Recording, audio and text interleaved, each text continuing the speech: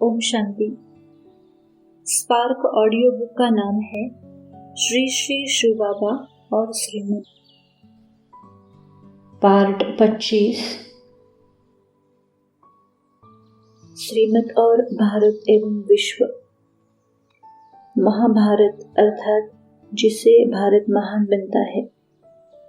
भारत में ही भगवान आकर श्रीमत देकर खास भारत और सारे विश्व को स्वर्ग बनाते हैं, जो श्रीमत अभी दे रहे हैं।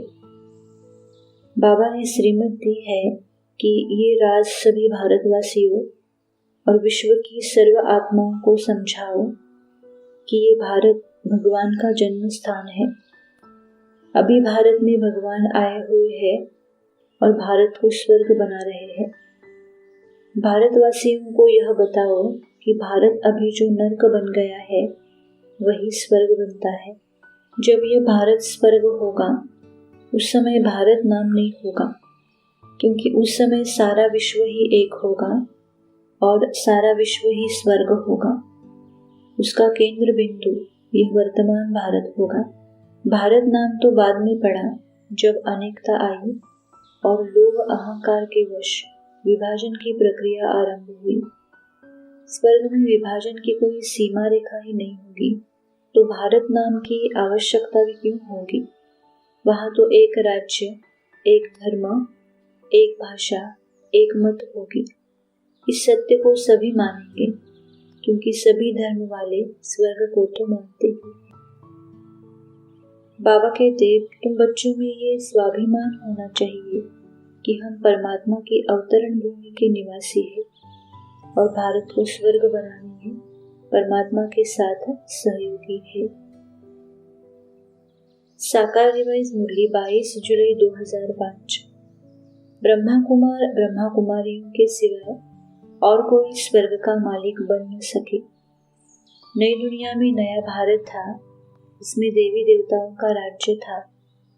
बाप समझाते हैं, मीठे मीठे बच्चों, मैं इस सृष्टि का मालिक नहीं हूँ। बाप आकर विश्व का मालिक बनाते हैं। साकार रिवाइज मुरली 24 नवंबर 2004। ये चित्र साथ में रहना चाहिए।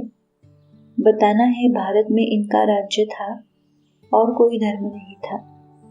तुम सिद्ध कर सकते हो, पहले एक ही भारत था, एक ही राज्य था, एक ही भाषा थी।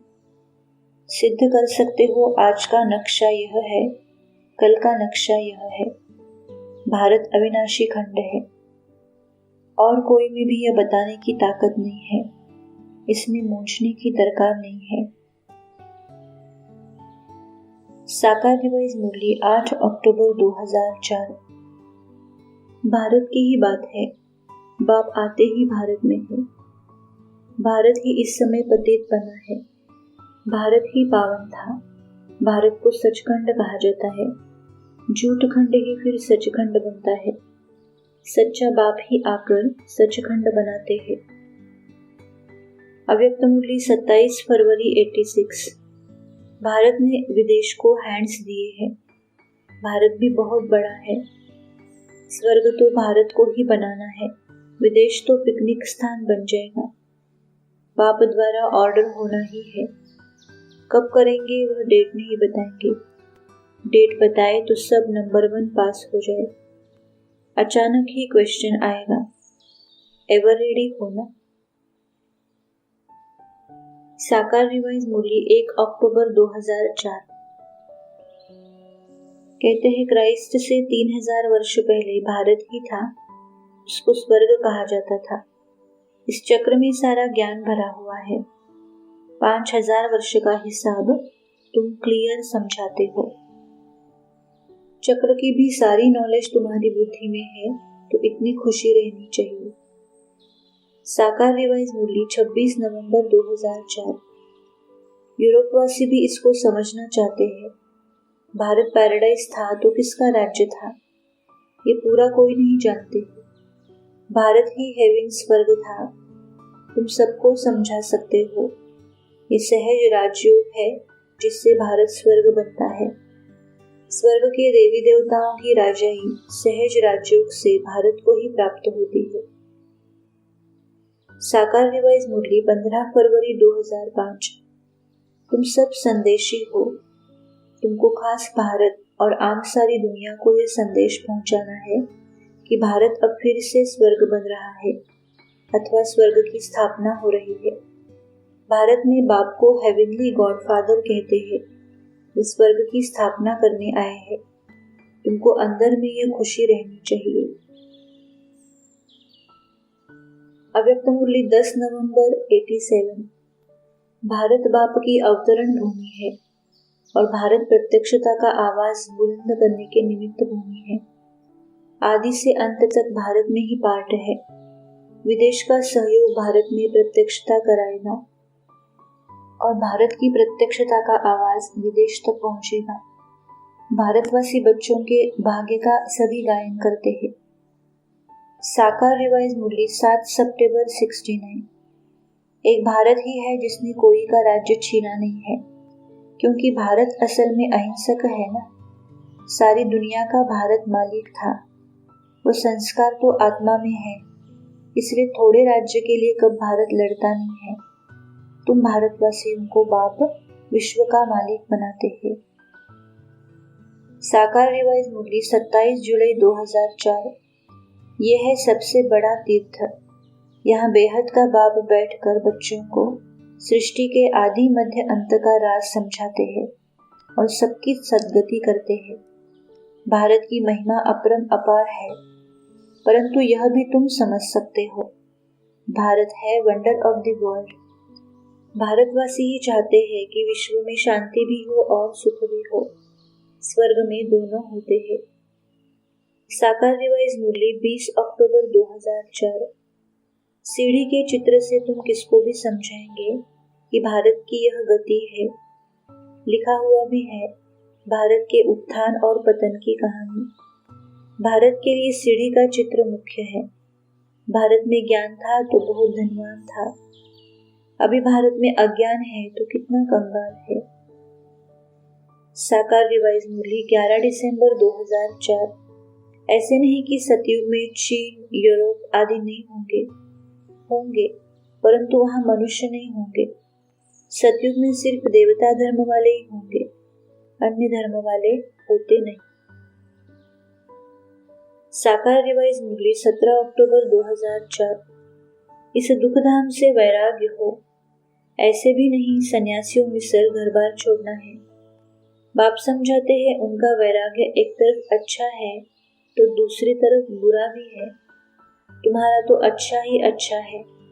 जब देवताएं वाम मार्ग में जाते हैं तो भारत को थमाने के लिए पवित्रता जरूर चाहिए, उसमें वे मदद करते हैं। साकार रिवाइज मुरली 17 अक्टूबर 2004। भारत ही अविनाशी खंड है जहाँ बेहद का बाप आते हैं। यह सबसे बड़ा तीर्थ हो गया। सर्व की सद्गति बाप ही आकर करते हैं, इसलिए भारत ऊंच से ऊंच देश है। क्रिश्चियन डिनाइस्टी का कृष्ण डिनाइस्टी से कनेक्शन है। साकार रिवाइज मुरली 1 अक्टूबर 2004। बाप भी भारत में ही आते हैं। दुनिया में पीस कब थी, फिर वह पीस कब और कैसे होगी, यह बात तो तुम बच्चे ही बता सकते हो। नई दुनिया में भारत ही पैराडाइज था। सबसे जास्ती पत्थर बुद्धि ये भारतवासी ही बने हैं। ये गीता शास्त्र आदि सब है भक्ति मार्ग के। साकार रिवाइज मुरली 28 सितंबर 2004।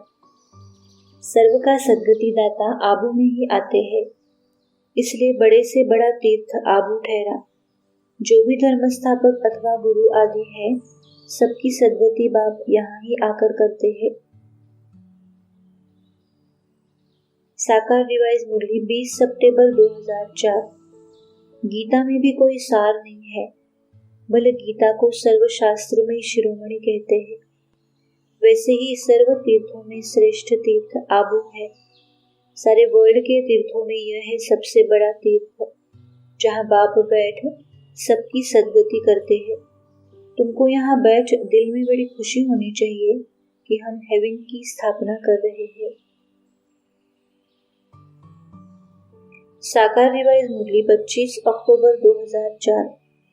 बहुत कुछ समझने का है। बाप ने आभों की महिमा पर समझाया है, इस पर ख्याल करना चाहिए। तुम्हारी बुद्धि में आना चाहिए तुम यहाँ बैठे हो। तुम्हारा यादगार दिलवाड़ा मंदिर कब बना, कितने वर्ष बाद बना है, इन बातों पर सोच तो चलता है ना। बाप जो समझाते हैं उसको उगारना चाहिए। साकार रिवाइज मुरली 25 अक्टूबर 2004। यहाँ आबू में ही बाप सारे विश्व को नरक से स्वर्ग बना रहे हैं, तो यही सबसे ऊंचते ऊंच तीर्थ ठहरा। अब दुनिया को कैसे पता पड़े कि यह आबू सबसे ऊंच तीर्थ है। साकार रिवाइज मुरली 13 जुलाई 2005। भारत अभी कितना कंगाल है, रावण राज्य है। कितना ऊंच नंबर 1 था, अभी लास्ट नंबर है। लास्ट में न आए तो नंबर 1 में कैसे जाए, ये भी हिसाब है ना। अगर धीरज से विचार सागर मंथन करे तो सब बातें आपे ही बुद्धि में आ जाएंगी। साकार रिवाइज मुरली 9 सितंबर 2005। बाबा ने कहा था, हर एक चित्र के ऊपर लिखा हुआ हो शिव भगवानुवाच। यह भी लिखना चाहिए कि भारत जो स्वर्ग था सो नरक जैसा कैसे बना, आकर समझो। भारत में रक्त की नदियां बहने के बाद फिर दूध की नदियां बहेंगी। साकार रिवाइज मुरली 28 सितंबर 2005। हम ये प्रतिज्ञा करते हैं कि हम श्रीमत पर इस भारत भूमि को पतित से पावन बनाएंगे। ये ख्यालात हर एक को अपनी बुद्धि में रखना है। तुम समझते हो हम सब बच्चे बाप की श्रीमत पर भारत की रूहानी सर्विस करते हैं, अपने ही तन मन धन से। साकार रिवाइज मुरली 8 दिसंबर 2005। नई दुनिया का सैंपलिंग भारत से ही लगता है, पर मत आसुरी मत हो गई। बाप की है श्रीमत, यहाँ तुम जो सेवा करते हो यह है तुम्हारी नंबर 1 सेवा। अव्यक्त मुरली 18 जनवरी 91। शक्ति देना आप विशेष आत्माओं का कर्तव्य है ना। दिन प्रतिदिन यह अनुभव करेंगे कि कहाँ से शांति की किरणें आ रही है, फिर ढूंढेंगे, सबकी नजर भारत भूमि पर जाएगी। साकार रिवाइज मुरली 31 जुलाई 2006। नए भारत में इन लक्ष्मी नारायण का राज्य था, अभी उसी भारत पर रावण का राज्य है। शिव बाबा भारत में ही आते हैं। तुम थोड़े बच्चे उनके मददगार, खुदाई खिदमतगार बनते हो। उनकी ही भक्त लोग सालीग्राम बनाकर पूजा करते हैं। साकार रिवाइज मुरली 3 मार्च 2006। बाप ने भारतवासी पतितों को आकर राजयोग सिखलाकर पावन बनाया था, अभी फिर बाप बच्चों के पास आया हुआ है।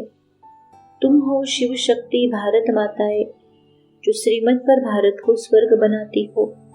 भारत ही परिस्तान था जो अब कब्रिस्तान बना है, अभी फिर परिस्तान होगा। साकार रिवाइज मुरली 1 मार्च 2006। ये सारा खेल भारत के ऊपर ही बना हुआ है। भारत ही पावन और भारत ही पतित बनता है। तुम ब्राह्मणों ने ही श्रीमत पर भारत को स्वर्ग बनाया है। यह है ही भारत का प्राचीन राजयोग, जिसका गीता में भी वर्णन है। अव्यक्त मुरली 18 जनवरी 91। शक्ति देना आप विशेष आत्माओं का कर्तव्य है ना। दिन प्रतिदिन यह अनुभव करेंगे कि कहाँ से शांति की किरणें आ रही है, फिर ढूंढेंगे, सबकी नजर भारत भूमि पर जाएगी। साकार रिवाइज मुरली 6 फरवरी 2006। तुमको शुद्ध अहंकार होना चाहिए कि हम आत्माएं बाबा की श्रीमत पर इस भारत को स्वर्ग बना रहे हैं, जिस स्वर्ग में हम फिर राज्य करेंगे।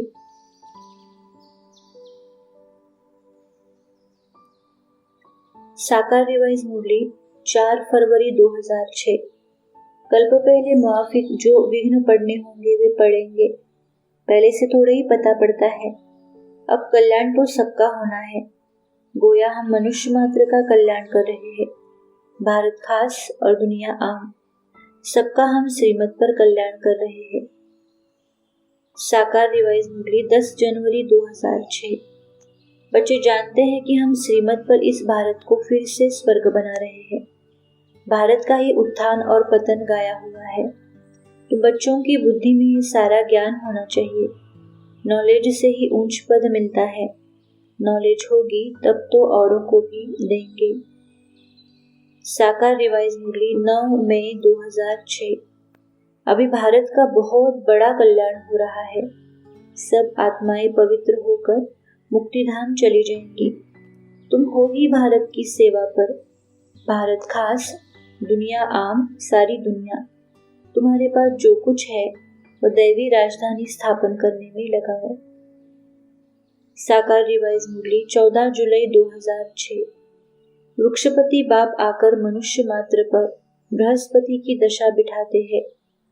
खास भारत, आम विश्व पर इस समय राहु का ग्रहण लगा हुआ है।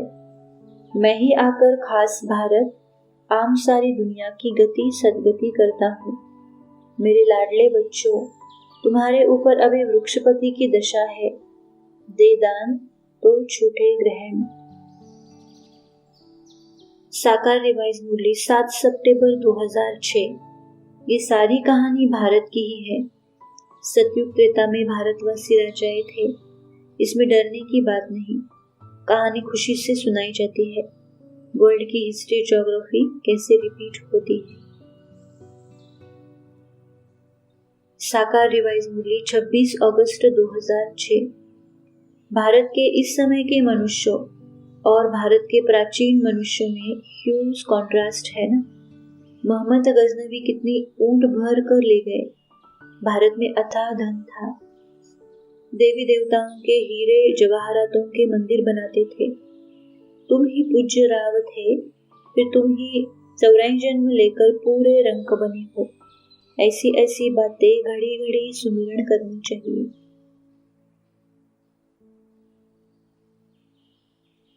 श्रीमत और दैनिक चार्ट एवं स्व चेकिंग।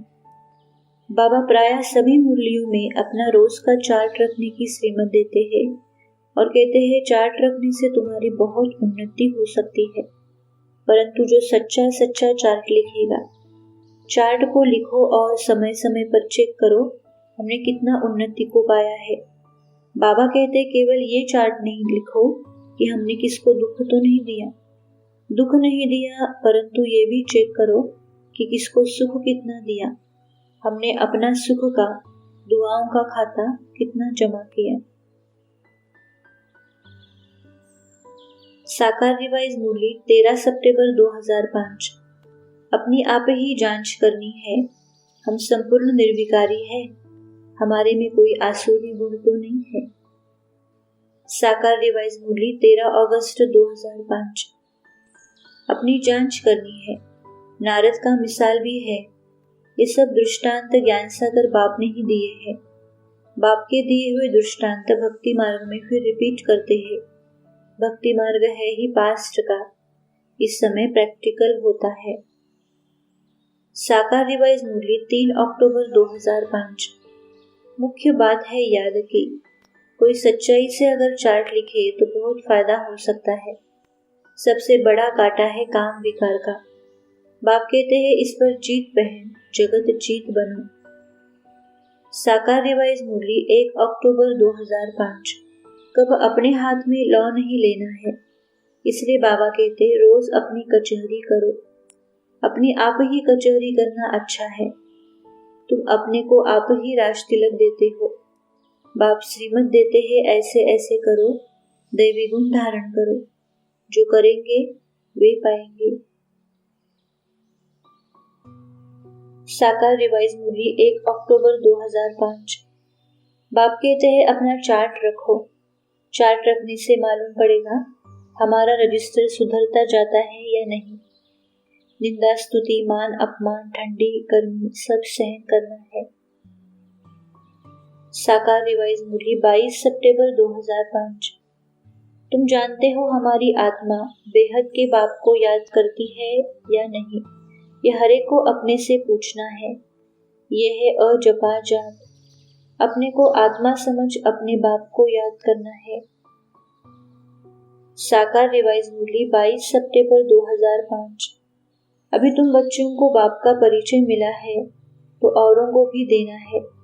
तुम अपने लिए ही विश्व में स्वर्ग की बादशाही की स्थापना करते हो। अपने को देखना है हम क्या बनेंगे। अव्यक्त मूली 27 दिसंबर 87। चेक करो, मैं समर्थ आत्मा हूँ।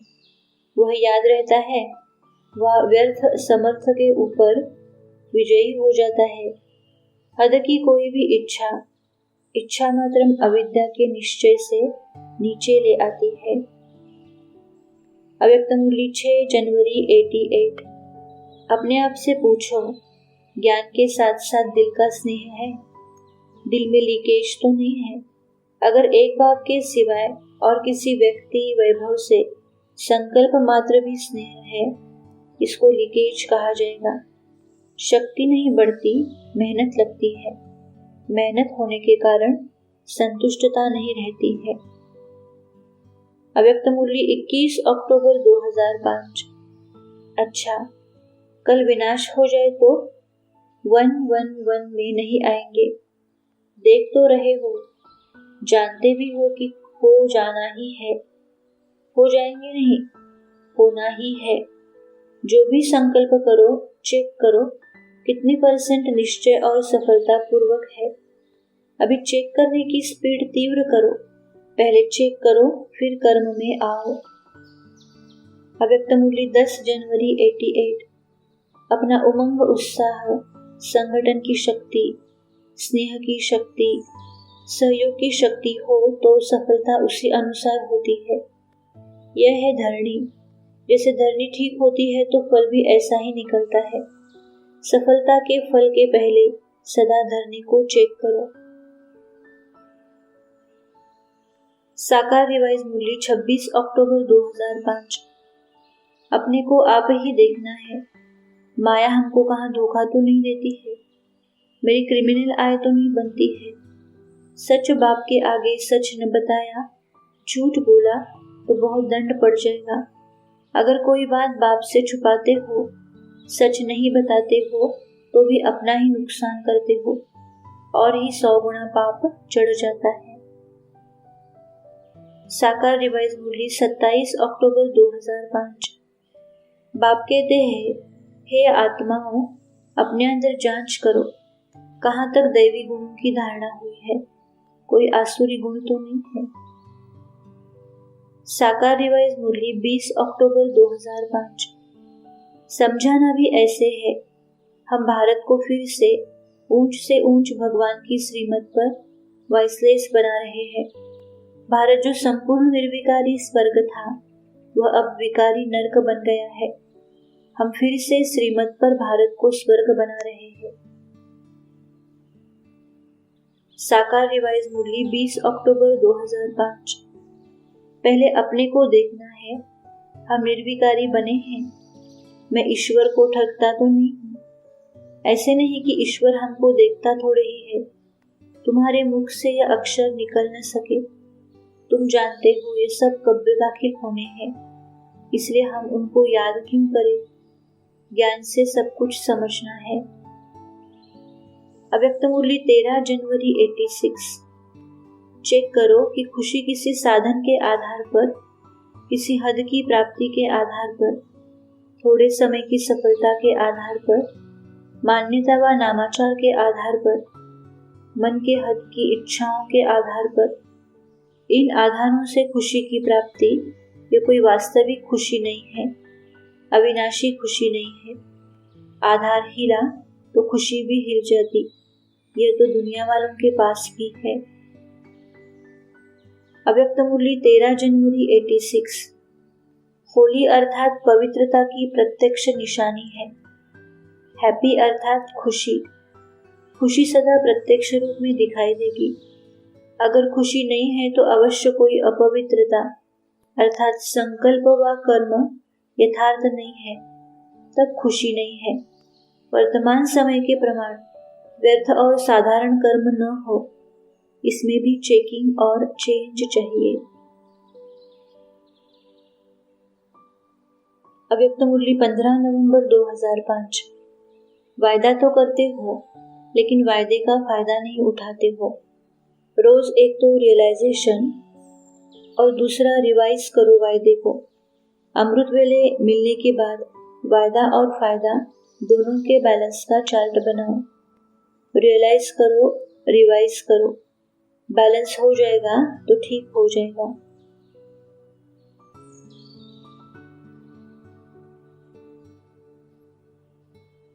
साकार रिवाइज मुरली 21 नवंबर 2005।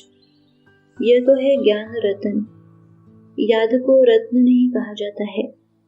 याद से ही तुम्हारे कैरेक्टर्स सुधरते हैं।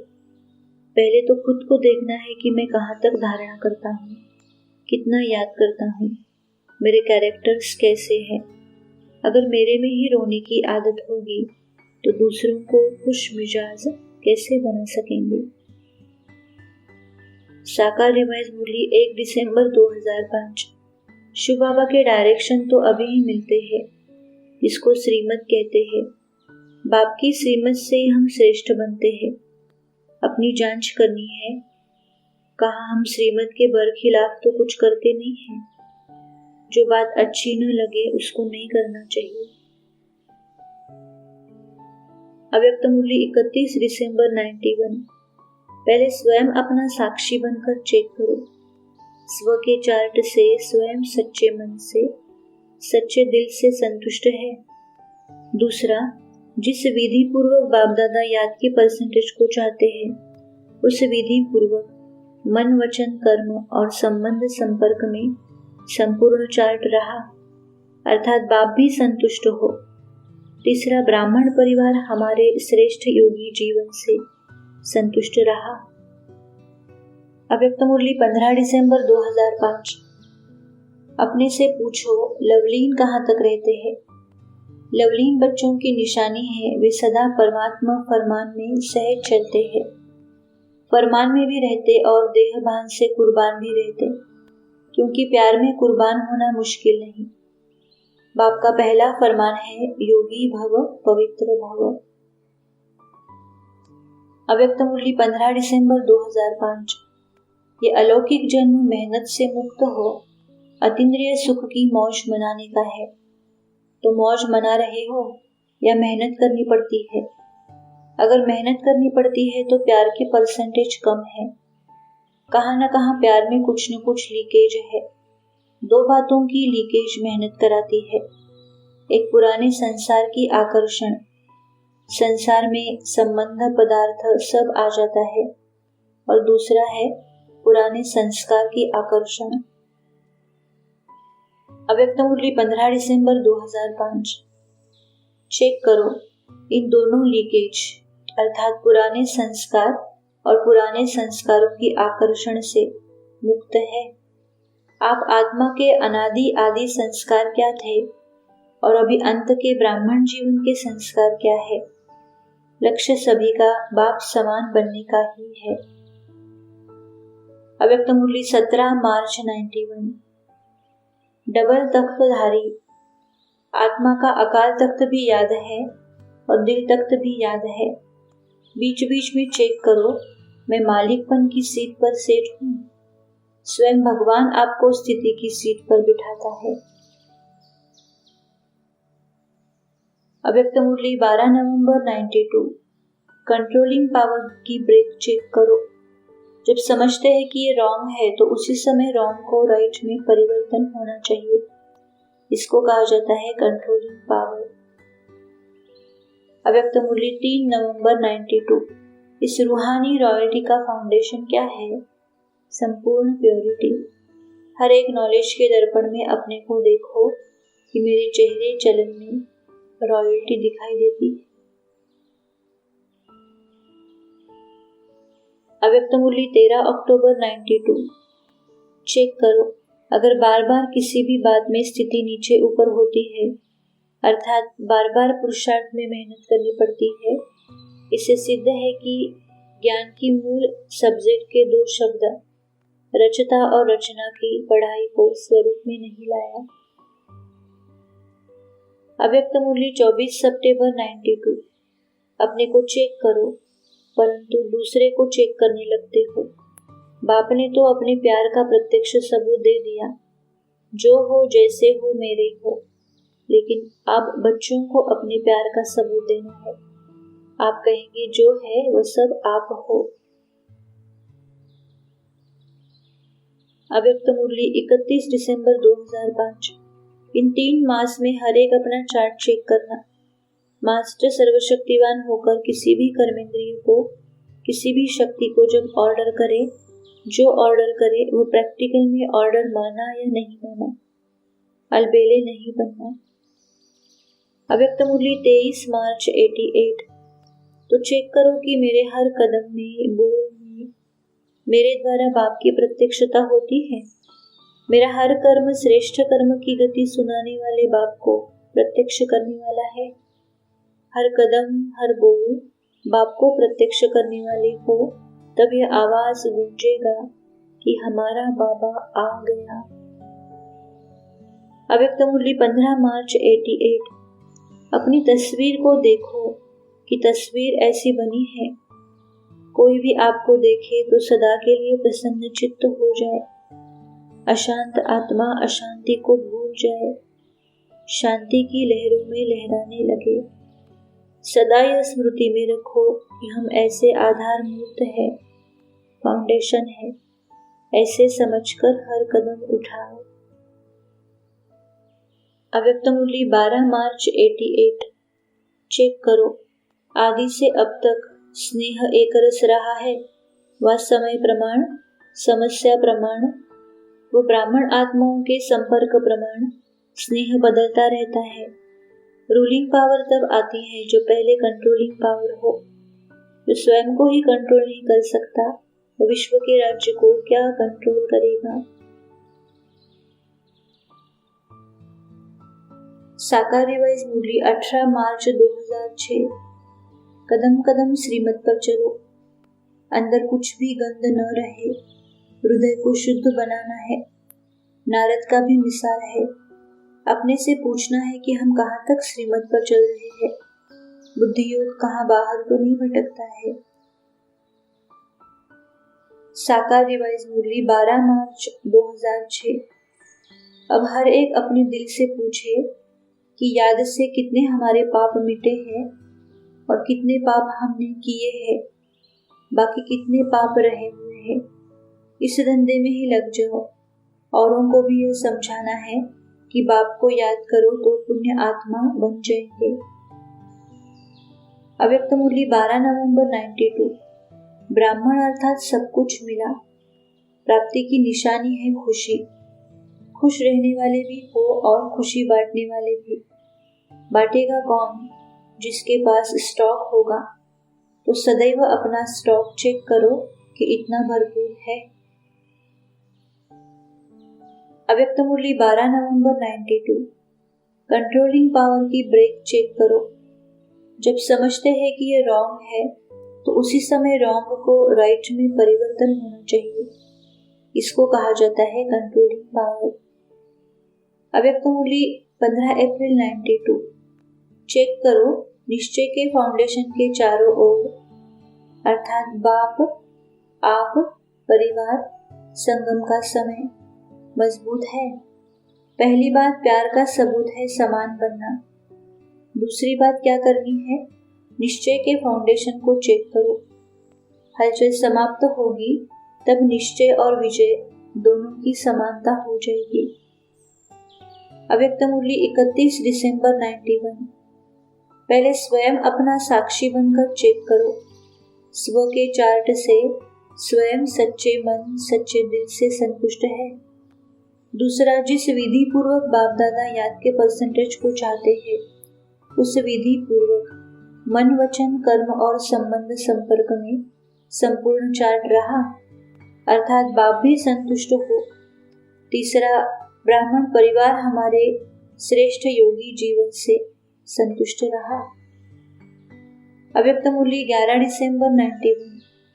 चेक करो ऐसे प्योरिटी की रॉयल्टी कहाँ तक आई है। रूहानी रॉयल्टी की सबसे श्रेष्ठ निशानी है। रॉयल्टी अर्थात रियलिटी अर्थात सत्यता। सत्य अर्थात अविनाशी और सत्य है। जैसे बाप की महिमा विशेष यही गाते रहते हैं, सत्यम शिवम सुंदरम, सच्ची आत्माएं सदा खुशी में नाचती रहेंगी।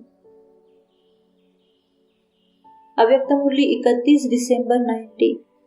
सदैव अपने को चेक करो कि आज के दिन मनसा अर्थात स्वयं के संकल्प शक्ति में क्या विशेष विशेषता लाई, साथ साथ बोल में मधुरता, संतुष्टता, सरलता की नवीनता कितनी लाई। कर्म रूपी बीज प्राप्ति के वृक्ष से भरपूर हो, खाली नहीं हो। साकार रिवाइज मुरली 23 जून 2006। हर एक अपने को समझ सकते हैं कि हम कहाँ तक परवाना बने हैं। हम बाबा की मत पर चलते रहते हैं, फालतू बातें तो नहीं करते हैं, कहाँ अपना पैसा पाप की तरफ तो नहीं लगा रहे हैं। अव्यक्त मुरली 9 जनवरी 96।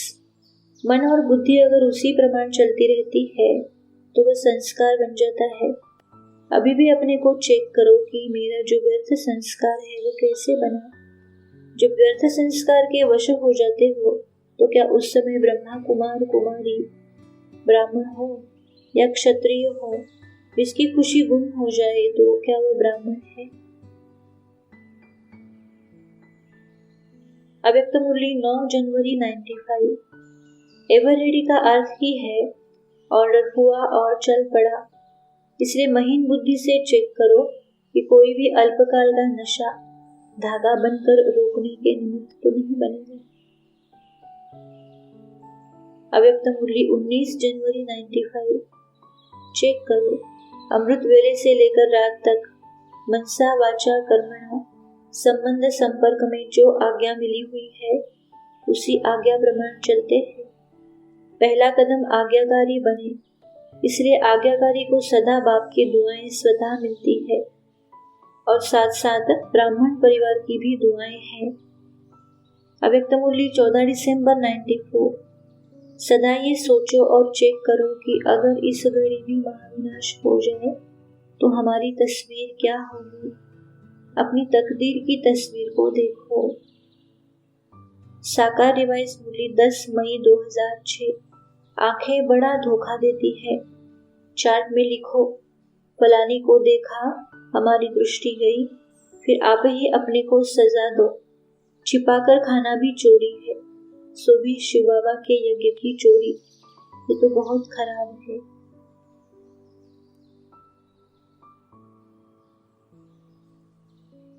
श्रीमत और गीत कविताएं। बाबा कहते हैं वास्तव में इस ज्ञान मार्ग में गीत कविताओं की कोई आवश्यकता नहीं है। इसमें तो शांति में रहकर बाप को याद करना है। बाबा ने ये भी कहा है कुछ अच्छे अच्छे गीत अपने पास रखने चाहिए, जो जब मन में कोई उलझन हो तब बजाओ तो तुम उमंग में आ जाएंगे, दुख की लहर मिट जाएगी। अनेक बार हमने देखा कि साकार बाबा को कोई गीत कविता आदि सुनाता था तो बाबा उसे प्यार से सुनते तो थे, लेकिन साथ साथ समझाने भी देते थे कि बच्चे आवाज से परे जाना है, अंतर्मुख रहकर बाप को याद करना है। साथ साथ यह भी कहा है कि कुछ अच्छे अच्छे गीत अपने पास रखो। जब जीवन में उदासी आदि आए तो अपनी अवस्था को खुशी में लाने के लिए उन गीतों को बजाओ तो उदासी मिट जाएगी। साकार रिवाइज मुरली 13 अक्टूबर 2005। 8-10 गीत हैं जिनको सुनने से खुशी का पारा चढ़ जाता है। देखो अवस्था में कुछ गड़बड़ है तो गीत बजा लो। यह है खुशी के गीत। बाप युक्तियां बताते हैं अपने को हर्षित मुख बनाने की। साकार रिवाइज मुरली 29 अक्टूबर 2005। शांति में रहकर थोड़े अक्षर ही बोलने हैं, जस्ती आवाज नहीं। बाबा यह गीत कविताएं आदि कुछ भी पसंद नहीं करते। तुमको बाहर वाले मनुष्यों से रीस नहीं करनी है।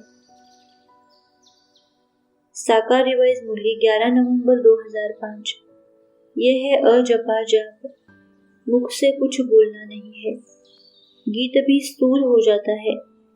बच्चों को सिर्फ बाप को याद करना है, नहीं तो गीत आदि याद आते रहेंगे। तुमको आवाज से परे जाना है। बाप का डायरेक्शन है ही मन मना भव। बाप थोड़े ही कहते हैं गीत गाओ रड़ी मारो, मेरी महिमा गायन करने की भी दरकार नहीं। साकार रिवाइज मुरली 15 अक्टूबर 2005। ये साक्षात्कार आदि की सब ड्रामा में नूंद है। जो जैसी भावना रखते हैं उसका साक्षात्कार हो जाता है। इन गीतों आदि की भी ड्रामा में नूंद है। कब उदास हो जाते हो तो ये अच्छे अच्छे गीत बजाओ तो खुशी में आ जाएंगे। साकार रिवाइज मुरली 5 सितंबर 2006। यहाँ तो बाबा रिकॉर्ड आदि बजाना भी पसंद नहीं करते हैं। आगे चलकर शायद यह भी बंद हो जाए। ये पढ़ाई है, बच्चे जानते हैं हम राजयोग सीख रहे हैं। साकार रिवाइज मुरली 9 अक्टूबर 2006। ज्ञान मार्ग में गीत आदि नहीं गाया जाता है, न बनाया जाता है और न जरूरत है, क्योंकि गाया हुआ है बाप से सेकंड में जीवन मुक्ति का वर्षा मिलता है। उसमें गीत आदि की कोई बात ही नहीं है। अब तुम बच्चों को बाप मिला है तो खुशी का पारा चढ़ना चाहिए। बाप ने 84 जन्मों के चक्र का भी ज्ञान सुनाया है। श्रीमत और फोटो। बाबा ने स्पष्ट श्रीमत दी है कि किसी का फोटो आदि नहीं रखो, क्योंकि तुमको तो एक निराकार बाप को याद करना है, उससे ही तुम्हारा कल्याण है। इसकी फोटो आदि रखते और उसे देखते रहते तो अपना टाइम वेस्ट करते हो।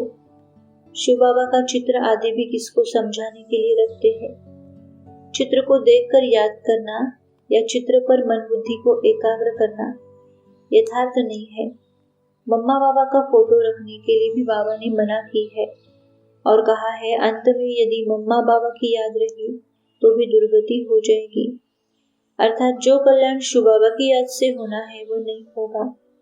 अनेक बार देखा कि ब्रह्मा बाबा को कोई अपने साथ फोटो निकालने के लिए कहते थे तो बाबा बच्चों का मन रखने के लिए साथ में फोटो तो निकलवा लेते थे, परंतु साथ में समझाने भी अवश्य देते थे कि बच्चे शिव बाबा का फोटो तो नहीं निकल सकता है और याद तो शिव बाबा को ही करना है, इस तन को तो याद नहीं करना है।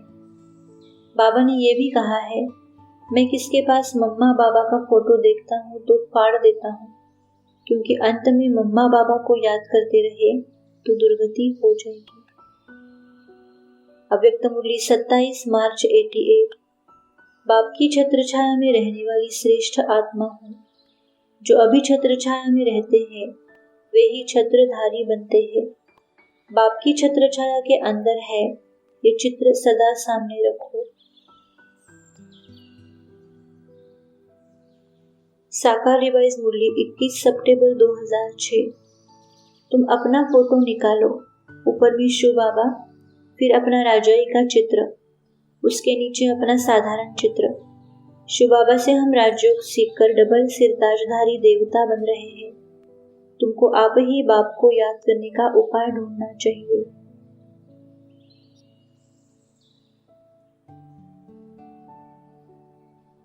श्रीमत और गंधर्वी विवाह। दुनिया में अनेक प्रकार से विवाह संबंध की प्रथाएं हैं। उसके साथ ही एक संगम युग की प्रथा का विधि विधान भी परमात्मा ने बताया है, जिसको गंधर्वी विवाह कहते हैं, जो किसी कन्या के जीवन की रक्षार्थ बाबा ने अपनी श्रीमत से कराया है या रचाया है। परंतु बाबा ने यह भी कहा है कि यह भी आत्मा की कमजोरी है, अन्यथा कन्या को अपने योगबल से अपने जीवन को बचाना चाहिए, क्योंकि गंधर्वी विवाह के बाद भी पवित्र रहते भी कन्या कुमारी से अधर कुमारी ही कहलाती है, और उसमें भी नाम रूप की बीमारी तो प्रभावित होती ही है, वह भी अंतिम परीक्षा में बाधक बन सकती है। साकार रिवाइज मुरली 17 अगस्त 2005। तुम बच्चों को तो बड़ी खुशी होनी चाहिए, हमको परमात्मा पढ़ाते हैं। गंधर्वी विवाह किया ये कोई खुशी की बात नहीं है, ये तो कमजोरी है। साकार रिवाइज मुरली 7 जून 2006। कमल पुष्प समान पवित्र रहना है, ये गृहस्थियों के लिए कहा जाता है। कुमार कुमारियों के लिए ऐसे नहीं कहेंगे। कुमार कुमारियों को तो शादी करनी ही नहीं चाहिए। गंधर्वी विवाह का नाम भी है। कन्या पर मार पड़ती है तो लाचारी हालत में गंधर्वी विवाह कराया जाता है। वास्तव में मार भी सहन करनी चाहिए, परंतु अधर कुमारी नहीं बनना चाहिए। बाल ब्रह्मचारी का नाम बहुत होता है।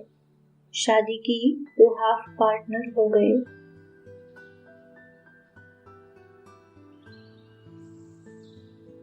श्रीमत और विभिन्न त्योहार, उनका रहस्य एवं उनका मनाना। श्रीमत और रीति रस्म, उत्सव। बाबा ने दुनियावी रीति रस्मों और उनके ब्राह्मण जीवन के प्रभाव के विषय में भी श्रीमत दी है, जैसे जन्मदिन मनाना, दीपावली मनाना, रक्षाबंधन मनाना, होली, शिवरात्रि आदि मनाना। भारत में और दुनिया में विभिन्न त्योहार मनाए जाते हैं और उनकी भिन्न भिन्न रीति रस्में हैं, जिसके अनुसार दुनिया वाले मनाते हैं। परंतु बाबा ने हमको श्रीमत दी है कि कैसे तुमको कोई त्योहार मनाना चाहिए, जिसके अनुसार दुनिया वालों को त्योहार का पता भी पड़े और हमारे ज्ञान मार्ग के नियम संयम भी भंग न हो। जैसे बाबा ने रक्षाबंधन के लिए श्रीमत दी है कि तुम कोई से राखी नहीं बंधवा सकते हो, क्योंकि तुमने शिव बाबा से राखी बंधवाई हुई, फिर और किससे क्या राखी बंधवाएंगे। लौकिक बहनों आदि से राखी बंधवाते तो विचारणीय है कि वे पतित और हम पावन बनने वाले, तो उनसे राखी बंधवाने का क्या अर्थ और हमारे ज्ञान मार्ग का क्या महत्व है। ऐसे ही दीपावली जैसे दुनिया वाले मनाते, वैसे ही हमने भी मनाई, पटाखे आदि चलाए, तो हमारे मनाने और दुनिया वालों के मनाने में क्या अंतर रहा, उसका महत्व क्या रहा। बाबा ने कहा है, बच्चे तुमको दुनियावी रीति से त्योहार नहीं मनाने हैं, तुम भी ऐसे ही मनाओ जैसे दुनिया वाले मनाते हैं। तो दुनिया वालों और तुम्हारे में क्या फर्क रहा। साकार रिवाइज मुरली 28 सितंबर 2005। कोई भी ब्राह्मण सन्यासी को कभी राखी नहीं बांधेंगे। तुम बच्चे भी कोई से राखी नहीं बंधवा सकते हो। अंत तक इस काम विकार पर जीत पाते रहे तो पवित्र जगत का मालिक बनेंगे। साकार रिवाइज मुरली 3 नवंबर 2005। दीपमाला भी आर्टिफिशियल मनाते हैं। ज्ञान का तीसरा नेत्र खुलना चाहिए तो घर घर में सोजरा हो। ये सब बाहर का प्रकाश है। तुम अपनी ज्योति जगाने के लिए शांत में बैठते हो। तुमको कोई इस दीपमाला आदि की खुशी नहीं है। तुमको तो खुशी है हम बेहद के बाप के बने हैं, उनसे वर्षा पाते हैं। तुम बेहद के बाप के बने हो तो तुमको कापारी खुशी होनी चाहिए। साकार रिवाइज मुरली 1 नवंबर 2005। वास्तव में सच्ची सच्ची दिवाली याद की यात्रा ही है, जिससे आत्मा की ज्योति 21 जन्मों के लिए जग जाती है। बहुत कमाई होती है। तुम बच्चों को खुशी होनी चाहिए, क्योंकि अभी तुम्हारा नया खाता शुरू होता है। 21 जन्मों के लिए खाता जमा करना है। अव्यक्त मुरली 7 मार्च 86। साक्षी होकर देखो तो बहुत मजा आएगा। उत्साह की लहर फैलाने के लिए उत्सव बनाए तो अच्छे है ना। उत्साह की लहर फैल जाती है। साकार रिवाइज मुरली 19 अगस्त 2005। इस पुरुषोत्तम संगम युग पर ही बाप आकर पवित्र बनने की प्रतिज्ञा कराते हैं। रक्षाबंधन का भी भारत में ही रिवाज है। बाकी राखी आदि बांधने की दरकार नहीं है। तुम्हारा भी यह जन्म हीरे जैसा है, फिर गोल्डन एज में आते हो। अव्यक्त मुरली 26 फरवरी 95। उत्सव का अर्थ ही है सदा सर्व उत्साह उमंग में रहे। इसलिए बाप दादा इस श्रेष्ठ संगम युग को उत्सव का युग कहते हैं। संगम का हर दिन आपके लिए उत्साह संपन्न है। कभी भी उत्साह कम नहीं होना चाहिए। श्रीमत और अन्य प्राणियों के प्रति व्यवहार। बाबा की श्रीमत है, किसी भी आत्मा को, चाहे वह पशु योनि की आत्मा हो या कीट पतंगे की आत्मा हो या मनुष्य आत्मा हो, किसको भी दुख नहीं दो। किसको दुख देंगे तो तुमको दुखी अवश्य होना पड़ेगा। बाबा सांप आदि को भी मारने के लिए मना करते थे। श्रीमत और विदेशी। विदेशियों को बाबा कहते हैं, सदा अपने को डबल विदेशी समझो। एक तो परमधाम से इस स्थूल देश में आए हैं और दूसरे देशों से इस भारत भूमि में परमात्मा से मिलने आए हैं। बाबा भी विदेशी है क्योंकि वह भी परमधाम से यहाँ आता है। भारत वालों को भी बाबा की श्रीमत है कि विदेशियों के साथ ऐसा व्यवहार करो जो उनको अपना देश भूल जाए और वे भी अपने को भारतवासी समझे, क्योंकि वे भी ओरिजिनल में भारतवासी ही है, सेवार्थ विदेश में गए हैं। वास्तविकता भी यही है, क्योंकि किसी अन्य धर्म वाले को हमारे इस ज्ञान में और इस ब्राह्मण संस्कृति में रुचि नहीं आएगी। श्रीमत और भय चिंता। श्रीमत और निर्भय एवं निश्चिंत स्थिति। भय और चिंता आत्मा के बड़े शत्रु है। शुभ के वियोग और अशुभ के संयोग की आशंका मनुष्य को भयभीत करती है, जो आत्मा के व्यर्थ चिंतन का मूल कारण है। जिस व्यर्थ चिंतन से आत्मिक शक्ति का ह्रास होता है और आत्मा अनेकानेक विकर्मों में प्रवृत्त होकर दुखी होती है। बाबा ने इस विश्व नाटक का यथार्थ ज्ञान दिया है और कर्मों की गहन गति का भी ज्ञान दिया है, तथा इस भय और चिंता से मुक्त होकर निश्चिंत सुखमय जीवन जीने के लिए श्रीमत दी है। वह ज्ञान और श्रीमत हमारे जीवन में प्रैक्टिकल धारणा में रहे तो आत्मा इससे उत्पन्न होने वाले दुख से सहज ही मुक्त हो सकती है। बाबा ने कहा है, भयभीत और व्यर्थ चिंतन से कुछ भी होने वाला नहीं है और ही नुकसान होने वाला है। तुम विश्व नाटक और कर्म की गहन गति की यथार्थता को जान निश्चिंत और निर्भय होकर अपने आत्मिक स्वरूप में स्थित होकर सर्वशक्तिवान परमात्मा को याद करो तो कभी अशुभ जीवन में होगा ही नहीं।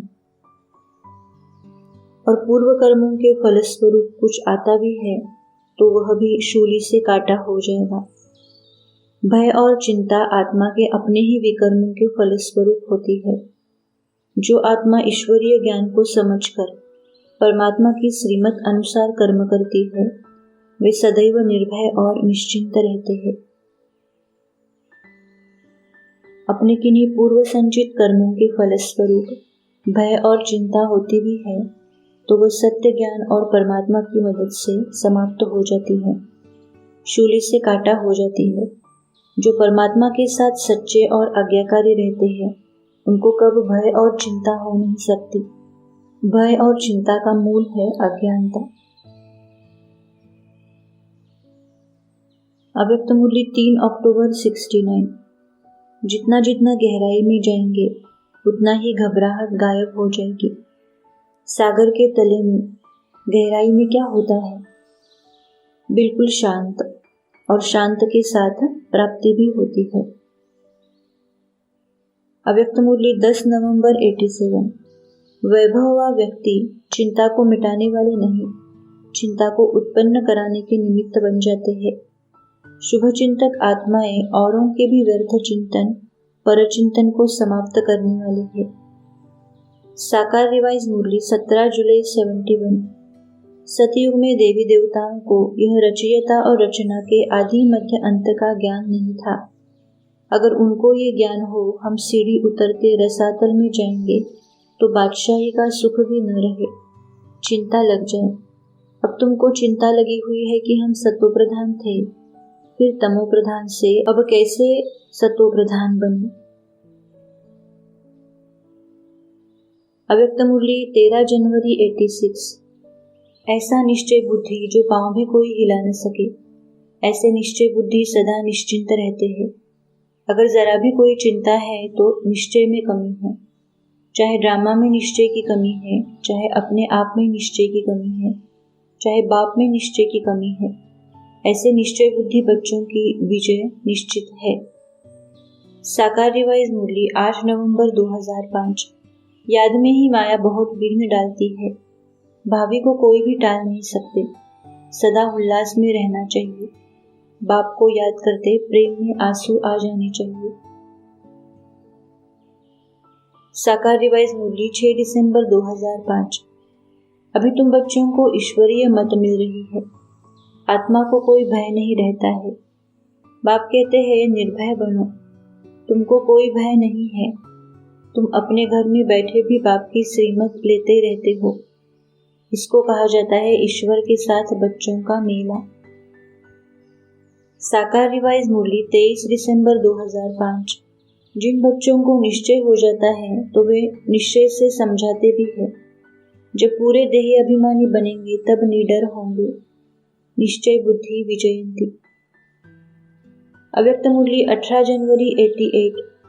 बाप ने नथिंग न्यू का पाठ भी पढ़ाया हुआ है, इसलिए वर्तमान समय के प्रमाण किसी समस्या में घबराने में समय नहीं गंवाना है। कितनी भी बड़ी समस्या हो, लेकिन नथिंग न्यू की स्मृति से समर्थ बन जाएंगे। साकार रिवाइज मुरली 16 फरवरी 2006। इसमें बड़ी बहादुरी चाहिए, सिवाय एक बाप के और कोई की परवाह नहीं। जिनकी तकदीर में नहीं, समझेंगे भी कैसे। बाबा के सामने कितने हंगामे हुए, बाबा को कभी रंज हुआ देखा? Nothing new. डरने से इतना ऊंच पद नहीं पा सकेंगे। साकार रिवाइज मुरली 5 जनवरी 2006। ये विनाश भी फिर से होना है जरूर। बहुत पावरफुल बॉम्ब्स बनाते रहते हैं। ये विनाश भी शुभ कार्य के लिए है। तुम बच्चों को डरने की कोई दरकार नहीं है। यह है कल्याणकारी लड़ाई। अब ये सारी पुरानी दुनिया खत्म होनी है। तुम बच्चों को तो बहुत खुशी होनी चाहिए। अव्यक्त मुरली 5 दिसंबर 89। आपको सदाकाल की प्राप्ति है, तो चेहरा सदा खुशी में दिखाई दे, उदास न हो। चिंता से कभी भी कमाई में सफल नहीं होंगे। चिंता छोड़कर कर्मयोगी बनकर काम करो, तो जहाँ योग है वहाँ कार्य में कुशलता होगी और सफलता होगी। अगर चिंता से कमाया हुआ पैसा आएगा तो भी चिंता ही पैदा करेगा, क्योंकि जैसा बीज होगा वैसा ही फल निकलेगा। साकार रिवाइज मुरली 31 मई 2006। कोई मर गया तो भी साक्षी होकर देखा जाता है। कल्प पहले भी ऐसे ही हुआ था। अपनी अवस्था को पक्का रखना चाहिए। कोई पर ग्रहचारी बैठती है तो राहु की दशा बैठ जाती है, फिर ट्रेटर बन पड़ते हैं तो बड़ा नुकसान करते हैं। इन बातों में भी कभी अफसोस नहीं करना चाहिए। साकार रिवाइज मुरली 9 अक्टूबर 2006। इस बाबा के सामने कितने हंगामे हुए। बाबा को कभी रंज हुआ देखा? Nothing new. ये तो कल्प पहले मुआफिक होता है, इसमें डरने की बात क्या है। डरने से इतना ऊंच पद पा नहीं सकेंगे। ओम शांति।